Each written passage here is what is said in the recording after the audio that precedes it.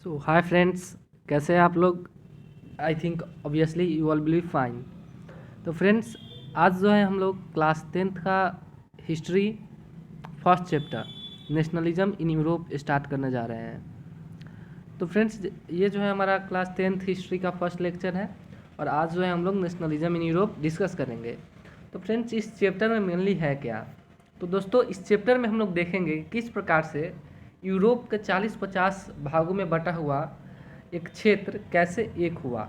इन्हीं सब चीज़ों के बारे में हम लोग इस चैप्टर में पढ़ने जा रहे हैं। तो फ्रेंड्स, चलिए अब हम लोग अपना आज का लेक्चर स्टार्ट करते हैं। नेशनलिज्म इन यूरोप क्या है, नेशनलिज्म क्या होता है, यूरोप में नेशनलिज्म कैसे लाया गया, इन सभी चीज़ों के बारे में हम लोग इस चैप्टर में डिस्कस करेंगे। तो फ्रेंड्स, ये हमारा फर्स्ट लेक्चर है। तो यह सीरीज जो है आज से स्टार्ट हो रही है। आपको प्रत्येक 2 दिन पर एक लेक्चर अपलोड कर दिए जाएंगे और अगर आपको नोटिफिकेशन प्राप्त करना है तो हमारे चैनल विक्ट्री हंटर को भी सब्सक्राइब कर दें। तो चलिए फ्रेंड्स, अब हम लोग आगे बढ़ते हैं। हम लोग देखेंगे कि किस प्रकार से जो हमारे यहाँ पर आपको एक इटली का मैप दिख रहा है, यह कितने भागों में बटा हुआ है, बाद में किस प्रकार यह जो है यूनाइटेड हो गया, मीन्स यहाँ पर नेशनलिज्म आ गया। ये जो आपको इटली दिख रहा है, ये जो है यूनाइटेड इटली है। इससे पहले यह इटली जो है 4-5 टुकड़ों में बटा हुआ था। तो यहाँ पर आप देख सकते हैं इस मैप में डिफरेंट डिफरेंट कलर में जो हमारा इटली है वो सेपरेटेड है और बाद में यह यूनाइटेड होता है। फ्रेंड्स, उसी प्रकार यूरोप में जो है जर्मनी भी जो है शुरू में बहुत अधिक पार्टों में बटा हुआ रहता है, बाद में वह एक होता है। तो किस प्रकार से जर्मनी, इटली, इंग्लैंड ये सब एक कंट्री बनते हैं, इन सभी चीज़ों के बारे में हम लोग डिस्कस करने जाएंगे आज के इस चैप्टर में, नेशनलिज्म इन यूरोप। चलिए फ्रेंड्स, अब हम लोग आगे बढ़ते हैं। तो फ्रेंड्स, अब जो है हमें यह जानना है कि नेशनलिज्म क्या होता है, व्हाट इज़ नेशनलिज्म। तो फ्रेंड्स, यहाँ पर मैं आपको एक ऑडियो बताता हूँ, तो उससे आपको समझ में आएगा नेशनलिज्म क्या होता है।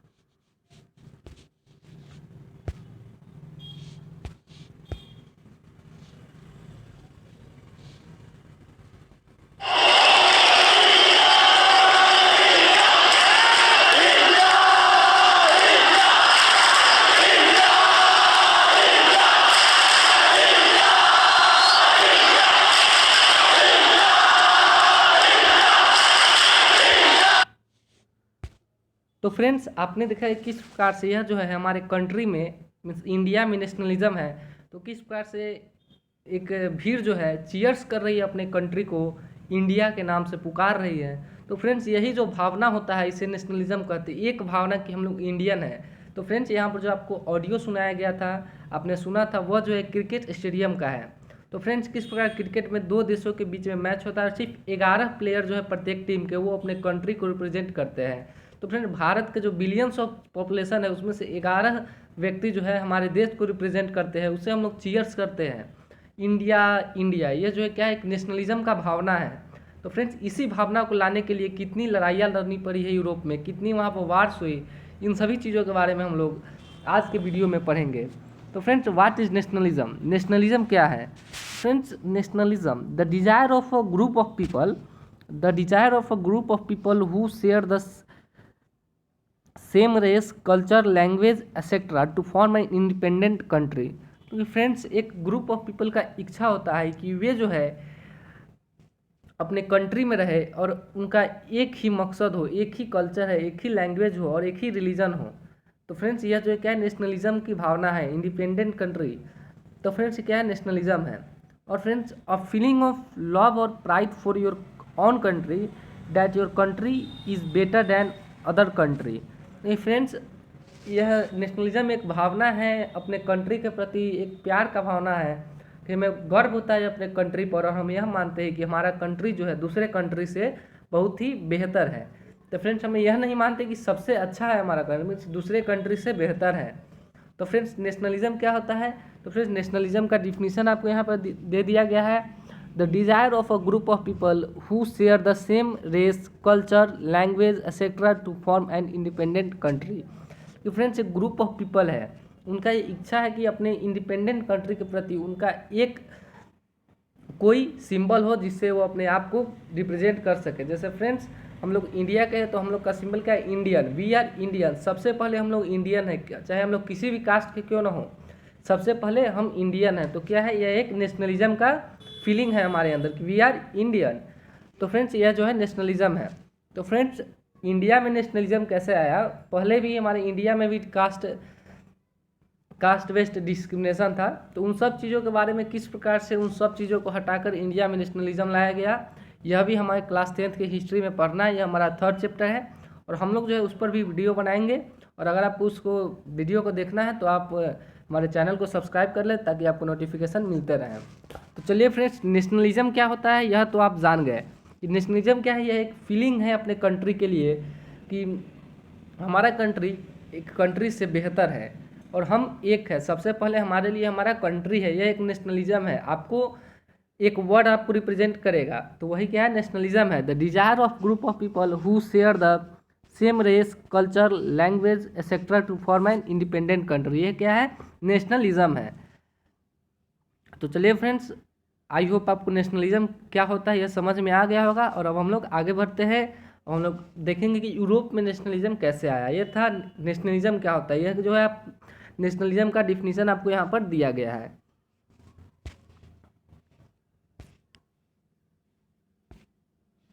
तो फ्रेंड्स यहाँ से हमारा चैप्टर जो है मेनली वह स्टार्ट होता है, ये rise of nationalism in Europe, मतलब यूरोप में नेशनलिज्म का भावना कैसे उत्पन्न हुआ।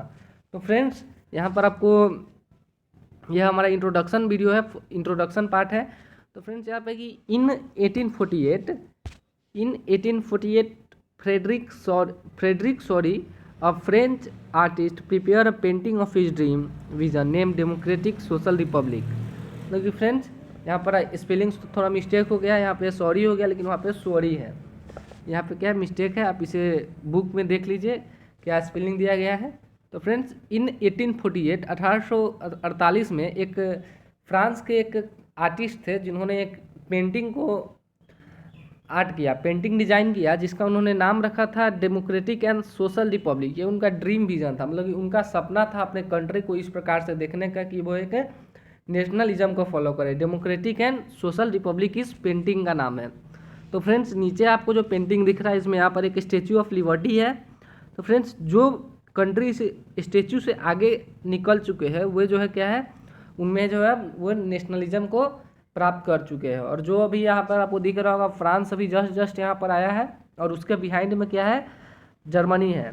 तो फ्रेंड्स इन सब चीज़ों के बारे में, जर्मनी में कैसे नेशनलिज्म आया, कैसे उसको यूनिफाई किया गया, वो टुकड़ों में बटा था, इसके बारे में जो हम लोग इसी चैप्टर में पढ़ेंगे। अभी हम लोग इसके बारे में जानेंगे अगले लेक्चर में। तो फ्रेंड्स ये जो क्या है इस चैप्टर में हमें पढ़ना है, इसमें फ्रेडरिक सॉरी एक फ्रेंच आर्टिस्ट का एक इमेज जो है बहुत ही पॉपुलर इमेज है। तो फ्रेंड्स चलिए अब हम लोग आगे बढ़ते हैं।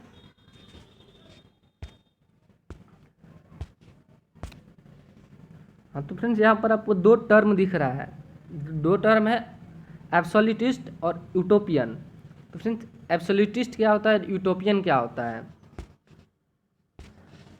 फ्रेंड्स एब्सोल्यूटिस्ट मीन्स होता है अ गवर्नमेंट और a system of rule that has no restraints on the power exercise. Means एक ऐसा गवर्नमेंट या फिर एक ऐसा रूलर है जिसके पावर पर कोई रिस्ट्रिक्शन नहीं है, वह कुछ भी कर सकता है, उसका जो मन किया वह करेगा। मतलब कि मोनार्की, जैसा कि फ्रांस में शुरू में था फ्रेंच रेवोल्यूशन में, कि वहाँ के जो लुइस 16 थे वो क्या थे, वो एक मनमौजी राजा थे, जो उनको मन करता था वही करते थे। तो वो क्या थे, एक एब्सोल्यूटिस्ट थे।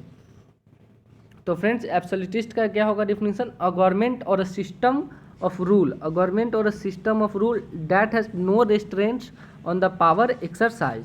एक ऐसा गवर्नमेंट या फिर एक ऐसा सिस्टम ऑफ रूल, एक ऐसा सरकार, एक ऐसा रूलर, एक ऐसा शासक जिसके पावर पर कोई लिमिट नहीं है, उसके लिए कोई कॉन्स्टिट्यूशन नहीं है, उसका जो मन करेगा वही करेगा, ये क्या है, एब्सोल्यूटिस्ट है।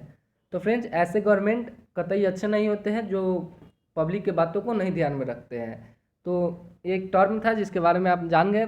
अब हम लोग है यूटोपियन। यूटोपियन क्या है, यूटोपियन एक विज़न है, एक सोसाइटी का विज़न है जो कि बिल्कुल डिफरेंट है हमारे प्रेजेंट सिचुएशन से।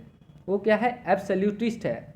तो फ्रेंड्स सॉरी यूटोपियन है, मीन्स एक ऐसा विजन ऑफ सोसाइटी, जैसा हमारा ड्रीम है कि हम ऐसा सोसाइटी देखना चाहते हैं, लेकिन वो वैसा जो है अभी नहीं है, उससे बिल्कुल अलग है अभी हमारा प्रेजेंट का सोसाइटी। तो फ्रेंड्स यूटोपियन को समझाने के लिए मैं आपको एक एग्जांपल देना चाहूँगा। आपने केजीएफ मूवी देखा होगा, जिसमें जो है जब डायमंड के माइंस में जब जाते हैं जब उसमें जो रॉकी भाई रहते हैं वे जब वहाँ पर जाते हैं तो वहाँ पर एक व्यक्ति रहता है जो उन्हें सपने दिखाता रहता है कि एक दिन एक आएगा और उन वर्कर्स जो कि वहाँ पे काम करते हैं उसको इस माइन से आज़ाद करा देगा। तो क्या उनका एक विज़न रहता है कि ऐसा होगा। तो उसी प्रकार जो है यूटोपियन मीन्स होता है एक विज़न है जिसमें हम लोग यह इमेजिन करते हैं कि हमारा सोसाइटी ऐसा रहना चाहिए, लेकिन अभी जो है वो सिचुएशन उससे बिल्कुल अलग है। तो फ्रेंड्स यह क्या है, यूटोपियन है। तो फ्रेंड्स चलिए अब हम लोग आगे बढ़ते हैं। इस चैप्टर में हम लोग क्या पढ़ेंगे, इस in this chapter we will study that how nationalism and democracy established in Europe by abolishing monarchy. Friends इस चैप्टर का जो हमारा मोटो है उसमें हम यह पढ़ेंगे कि यूरोप में जो है कैसे नेशनलिज्म आया और वहाँ पर डेमोक्रेसी भी कैसे आया मोनार्की को हटाकर। तो फ्रेंड्स यही हम इस चैप्टर में पढ़ेंगे। और यूरोप जैसा कि मैंने आपको पहले ही बता दिया है कि पहले जो है टुकड़ों टुकड़ों में बटा था, बाद में उसे यूनाइट किया गया, उसे ही कहा जाता है नेशनलिज्म इन यूरोप। तो फ्रेंड्स यह एक वर्ल्ड हिस्ट्री का बहुत ही इंटरेस्टेड चैप्टर है। अगर आप वर्ल्ड हिस्ट्री पढ़ना चाहते हैं तो आपको इस चैप्टर को समझना बहुत ज़रूरी है, क्योंकि यह जो है उसका बेस है, जो हमारा वर्ल्ड हिस्ट्री है उसका बेस है यही नेशनलिज्म इन यूरोप। तो फ्रेंड्स चलिए हम लोग अपना चैप्टर का फर्स्ट टॉपिक स्टार्ट करने जा रहे हैं। तो चलिए हम लोग आगे बढ़ते हैं।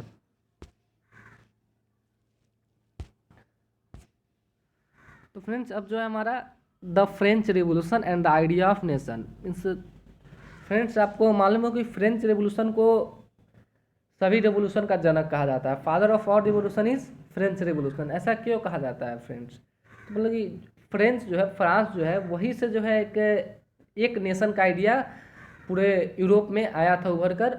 और सबसे पहले हमारे फ्रांस में ही, फ्रांस के ही लोगों ने रिवोल्यूशन किया था लुइस 16 के खिलाफ, वहाँ का जो मोनार्की था उसके खिलाफ। तो इसलिए फ्रेंच रिवोल्यूशन को फादर ऑफ ऑल रिवोल्यूशन कहा जाता है। सॉरी, मतलब इस सारे रिवोल्यूशन के जनक को। तो फ्रेंड्स अब यहाँ पर क्या है कि फ्रेंच रिवोल्यूशन क्या था, इन सब चीज़ों के बारे में हमने 9th क्लास का फर्स्ट चैप्टर में ही पढ़ा था। और अगर फ्रेंड्स आप फ्रेंच रिवोल्यूशन का समरी देखना चाहते हैं तो डिस्क्रिप्शन में मैंने लिंक दे दिया है, वहाँ से आप देख सकते हैं। तो फ्रेंड्स फ्रेंच रिवोल्यूशन क्या था मैं यहाँ पर आपको शॉर्ट में थोड़ा बता देता हूँ। तो फ्रेंड्स आपने देखा था कि फ्रेंच रिवोल्यूशन में लुइस 16 थे। कौन थे? लुइस 16।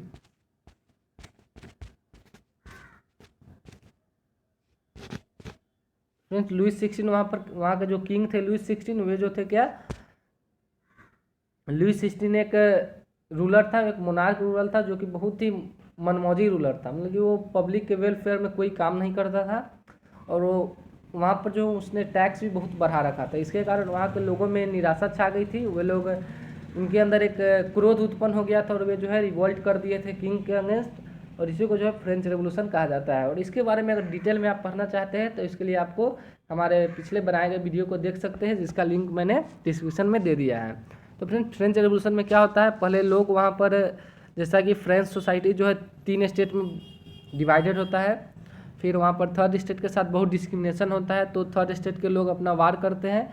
इसके लिए उन्हें मिडिल क्लास का भी हेल्प मिलता है। मिडिल क्लास में हमारे आर्टिस्ट लोग आते हैं, पढ़े लिखे लोग होते हैं, बिजनेसमैन।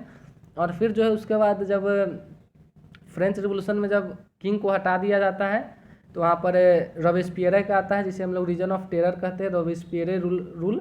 मतलब उसमें जो है वहाँ पर जो रॉबेस्पियरे का नियम है उसके खिलाफ जाता है, उसे मार दिया जाता है।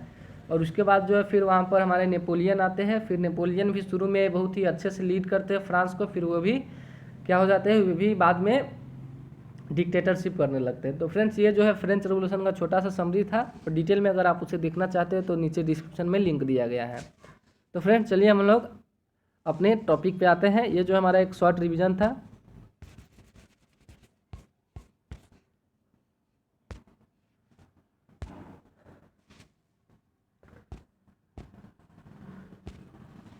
तो friends the idea of nationalism spread and born in Europe from French revolution. मैंने आपको कहा था कि फ्रेंच रेवोल्यूशन से ही नेशनलिज्म का जो आइडिया है वह उभर कर सामने आया था। तो फ्रेंड्स फ्रेंच रेवोल्यूशन से क्या नेशनलिज्म का आइडिया हमारे यूरोप में उभर कर आया था। तो ये मैंने आपको पहले ही बता दिया है। To bring the nationalism it was necessary to create the sense of, हमें नेशनलिज्म के बारे में ही पढ़ना है फ्रेंड्स, इसलिए हमने नेशनलिज्म को यहाँ पर डिफरेंट कलर से डिनोट किया है। To bring the nationalism it was necessary to create the sense of collectivity, collective identity among the people. Means friends अगर नेशनलिज्म को लाना है तो आपके लोगों के मन में इस भावना को उत्पन्न करना पड़ेगा कि हम एक है। इस कलेक्टिव आइडेंटिटी को लाना बहुत नेसेसरी है नेशनलिज्म को, अगर आप अपने कंट्री में लाना चाहते हैं तो फ्रेंड्स अब फ्रांस में जो है रिवोल्यूशन हो चुका था, वहाँ के लोग भी अब वहाँ पर अब फ्रीड हो चुके थे, आज़ाद हो चुके थे, वहाँ पर अब मोनार्की सिस्टम भी नहीं था, तो अब जो था नेशनलिज्म लाना था। तो फ्रेंड्स नेशनलिज्म लाने के लिए जो है फ्रांस में डिफरेंट स्टेप लिए गए। तो क्या क्या स्टेप थे उसके बारे में मैंने यहाँ पर नीचे पॉइंट में कुछ लिखे हैं, चलिए हम लोग इसे देख लेते हैं। तो friends idea of la patrie and le citoyen emphasize the nation of a united community enjoying equal right under a constitution। Means la patrie का आइडिया दिया गया था। फ्रेंड्स ला पैट्रिया क्या है? तो फिर ला पैट्रिया मीन्स होता है कि फादरलैंड, मतलब कि जो जहाँ पे हम जन्म लिए हैं यही जो है हमारा सब कुछ है। ला पैट्रिया मीन्स फादरलैंड, और लीज सिटोन वहाँ के सिटीजन को रिप्रेजेंट करता था लीज सिटोन। क्या ली सिटोन मतलब जो फ्रांस के सिटीजन है, जैसे हम लोग इंडिया के हैं तो हम क्या है इंडियन, जो फ्रांस के उन्हें फ्रेंच का उन्हें क्या कहा जाता है सिटोन। ली सिटोन का आइडिया जो है वहाँ पर लाया गया था, और एक इक्वल राइट था जो सभी पीपल के लिए वहाँ पर इक्वल राइट बनाया गया कि सभी को एक ही अधिकार दिया रहेगा, समान अधिकार सभी को है, जिससे कि लोगों को लगे कि हाँ यहाँ पर सब कुछ सब कॉन्स्टिट्यूशन के सामने बराबर है। तो फ्रेंड्स अब क्या हुआ, a new French flag was chosen to refresh former royal standard. तो फ्रेंड्स पहले के समय में राजा महाराजाओं के समय में सभी राजा का अपना अलग अलग फ्लैग था। तो फ्रेंड्स फ्रांस में भी अलग एक फ्लैग था, तो एक नया फ्लैग को चूज किया गया जो कि फ्रांस को रिप्रेजेंट करेगा, वो एक ट्राई कलर फ्लैग था। तो फ्रेंड्स आपको जो है नेट से आपको देखकर गूगल वर्क है, हमें यह बताना है कि फ्रांस का जो फ्लैग है उसका ट्राई कलर है, तो तीनों कलर क्या है आप मुझे कमेंट सेक्शन में इसका आंसर बताइएगा। तो फ्रेंड्स एक नया फ्रांस का फ्लैग को चूज किया गया, और फिर जो है फ्रेंड्स सभी सिटीजन के लिए एक समान अधिकार बनाया गया, एक समान कानून बनाया गया। और उसके बाद क्या है, फ्रांस में जो है वहाँ का जो बहुत अलग अलग रीजनल लैंग्वेज था, तो वहाँ पर जो है फ्रेंच को जो है वहाँ का नेशनल लैंग्वेज घोषित किया गया कि अब जो है हमारा नेशनल लैंग्वेज क्या है फ्रेंच है। मीन्स अब हम लोग फ्रेंच बोलेंगे। जिस प्रकार इंडिया में जो है हमारी नेशनल लैंग्वेज हिंदी है, तो उसी प्रकार फ्रांस का नेशनल लैंग्वेज फ्रेंच है। तो फ्रेंड्स ये था हमारा आज का जो हमारा टॉपिक था, उसमें हमने ये डिस्कस किया कि फ्रेंच नेशनलिज्म क्या होता है। नेशनलिज्म के बारे में हमने जाना कि नेशनलिज्म एक कलेक्टिव आइडेंटिटी का सेंस है, सेंस ऑफ कलेक्टिव आइडेंटिटी। और ऐसा नेशनलिज्म का डिफिनीशन मैंने आपको पिछले वाले स्लाइड में आपने देख लिया था। तो फ्रेंड्स उसके बाद हमने जाना कि नेशनलिज्म का आइडिया कैसे उभर कर आया यूरोप में, फिर ये जाने कि फ्रांस में जो है नेशनलिज्म को लाने के लिए क्या क्या स्टेप लिए गए। तो फ्रेंड्स आज के वीडियो में हम लोग इतना ही जानेंगे, और अगले वीडियो में जो हम लोग अपने अगले टॉपिक के बारे में डिस्कस करेंगे कि वहाँ पर जो है मॉडर्नाइजेशन कैसे लाया गया। तो फ्रेंड्स आज के लिए इतना ही, चलिए जय हिंद, जय Bharat, good bye, bye bye, take care. और फ्रेंड्स अगर आपको ये वीडियो अच्छा लगा हो तो हमारे चैनल विक्ट्री सेंटर को सब्सक्राइब कर दें, ताकि आपको आने वाले वीडियो को नोटिफिकेशन सबसे पहले मिल सके। जय हिंद, जय Bharat, good bye, take care. और हाँ फ्रेंड्स, अभी जो है कोरोना वायरस बहुत तेज़ी से फैल रहा है, तो इसलिए आप सभी लोग से अनुरोध है कि कृपया 2 गज की दूरी और मास्क पहन कर रखें, और 2 गज की दूरी बनाए रखें, और बेवजह बाहर नहीं घूमें, और अगर किसी ज़रूरी काम से बाहर जा रहे हैं तो कृपया मास्क पहने रखें। तो फ्रेंड्स इसी के साथ चलिए मैं आपसे विदा लेता हूँ, आपका दोस्त मितेंद्र कुमार, और फिर मिलेंगे अगले वीडियो में।